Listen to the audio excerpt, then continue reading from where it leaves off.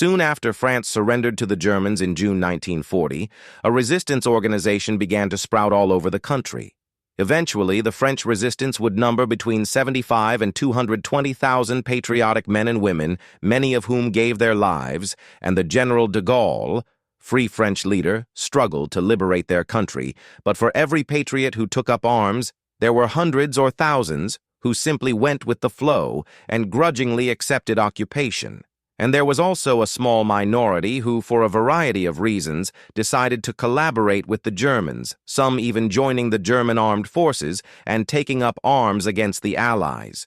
The most controversial of these units was the French S, or to give it its full title, the 33rd Waffen Grenadier Division Charlemagne, named for the famous king of the Franks, an emperor who united most of Western and Central Emperor Charlemagne, king of the Frank Europe in the early 9th century. So why did young Frenchmen fight for the Germans? Some had been members of pre-war far-right political parties that admired Hitler and Mussolini. Some hated communism more than German occupation and were prepared to take up arms in what they saw as a Europe-wide French fascists' crusade against Bolshevism. Some were anti-Semites, some were opportunists, and these Frenchmen were not alone in collaborating.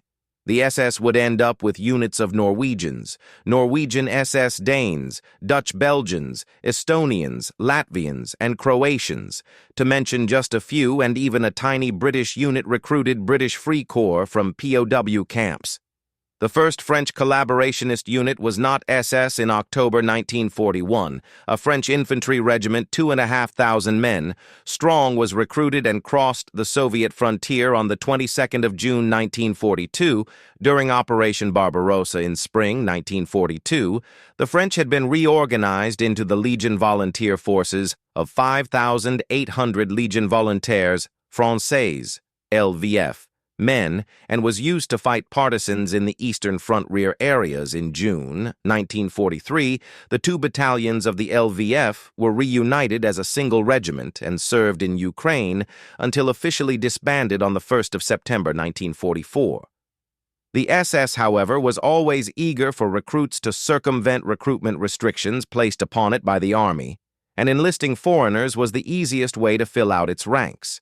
The SS had started recruiting Frenchmen aged between 20 and 25 who fulfilled Nazi racial tests by July 1944. 1,700 men had been trained, and the unit, the French SS Volunteer Assault Brigade, was sent to the Eastern Front. It sustained heavy losses in combat and was withdrawn and sent to Danzig. Soon after, men from the Army's LVF joined the unit, which became the Waffen Grenadier Brigade, the SS Charlemagne. After further training at Wildflecken and more recruiting, the French SS became a small division. By this stage, the Battle of France was almost over, with the Western Allies having pushed the Germans back to the borders of the Reich.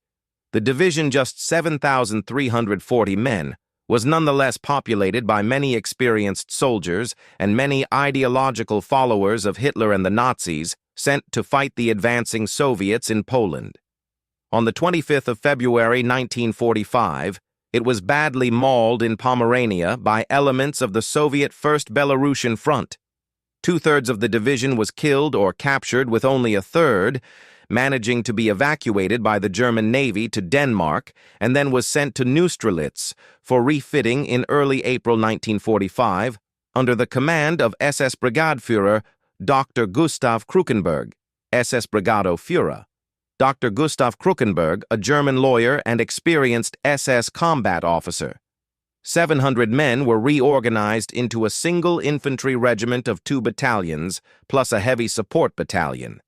The situation in Berlin was, by the time of Hitler's last birthday on the 20th of April 1945, critical Soviet forces had broken through the last substantial German Seelow Heights defenses east of the city of the Cello Heights in a 3-day battle, and on the 20th came close enough to fire artillery into the eastern suburbs.